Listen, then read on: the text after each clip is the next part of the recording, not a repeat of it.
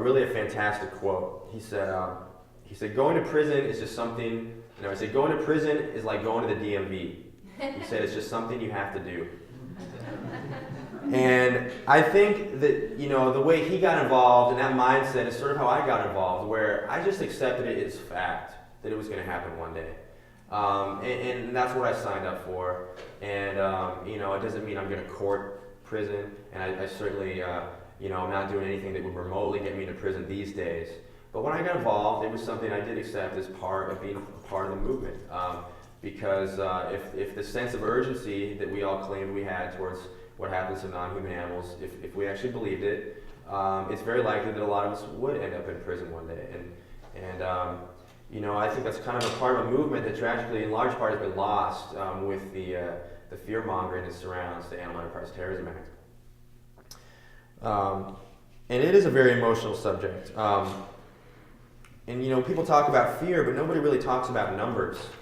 And I feel obligated to sort of talk about statistically, who does get arrested, how many people get arrested, how many things happen for animals that would definitely subject somebody to prosecution under the ATA, but yet that people are never caught for. And it's really interesting. I talked about this on Thursday night, how I compiled what I think was the first list of ALF actions ever compiled. I went back to 1979 and did compile every list I could every action, reported ALF action I could find going back 30 years. And when I sat back and looked at this list as a whole, it was actually really interesting, some of the statistics that I came up with.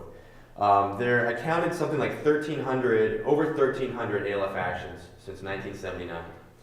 Of those 1,300 actions, fewer than 40 resulted in arrests. I'm sorry, probably maybe like 15 resulted in arrests. Fewer than 40 people were ever arrested for ALF actions.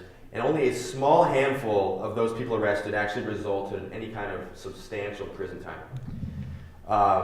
And so those numbers I'm giving you, I think they clearly reduce the legal consequences for staying active for animals, at least in that capacity, to what I would argue is a statistically insignificant threat. I mean, what else can we glean from those stats I just gave you? 1,300 actions, 40 people arrested, maybe, how many people? 10 or 15 that actually did any kind of real prison time.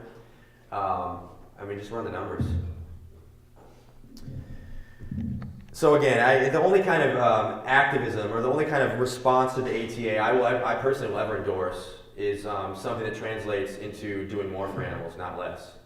And unfortunately, we have the latter right now. People's response to the ATA is almost invariably translated to actions that will do less for animals, and people actually doing less for animals.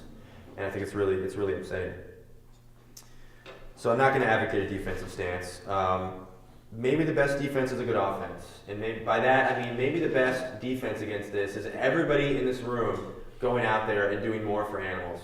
And this applies to really only to people involved in above ground legal campaigns. I mean, what are you doing for animals? And if you just double your efforts, consider how they'd have their hands full. I'm sure they want us all in prison, but they're not going to get us all. And the more that we do, the more other people get involved. And it is a snowball effect, and I think it's really important that people not ask themselves what rock they're going to hide under. And I said before, the purpose of the ATA is not to deter the ALF. The ALF knows what they do is illegal, and they know, based on those numbers, there's almost no chance they're going to get caught. And we see now, because they can't catch the ALF, they're going after people who are above ground.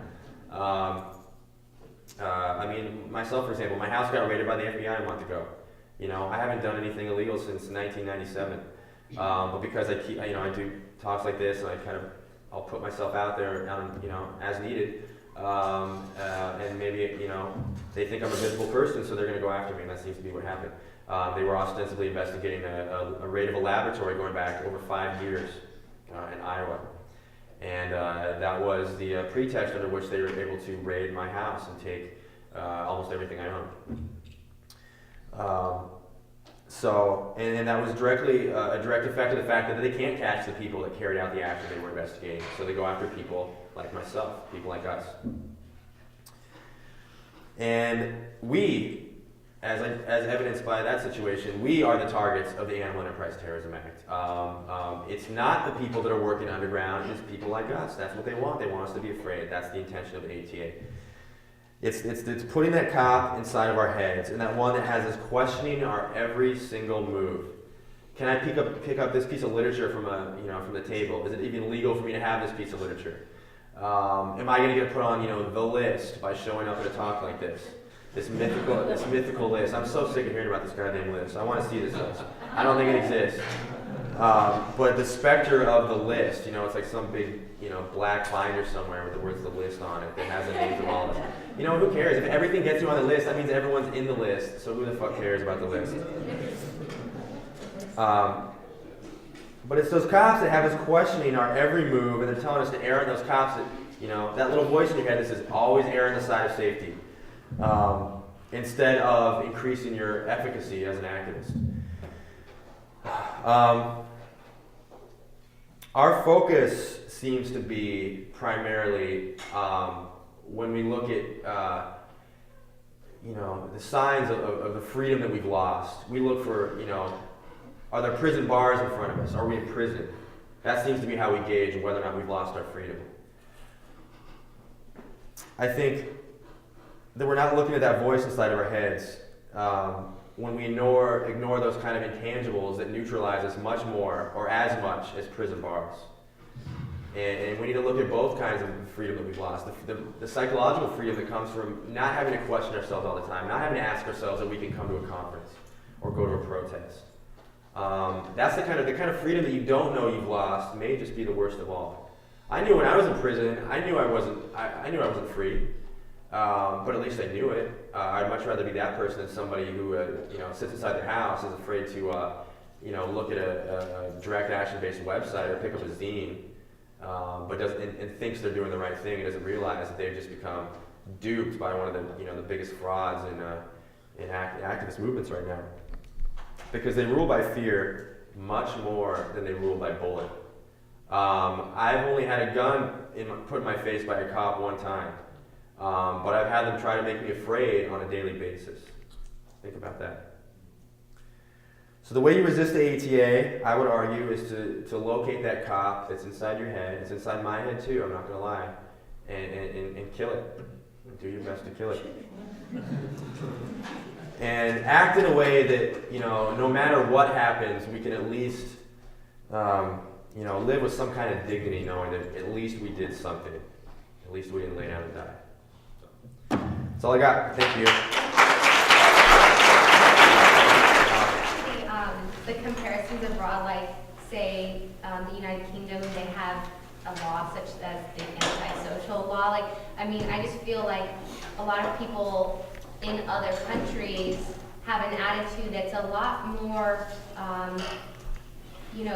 carefree about some of these laws, because they just know that the ridiculousness of them, and they just do things for animals anyway. So, the severity of such laws, it seems like they're under more repression, but they're doing a lot more.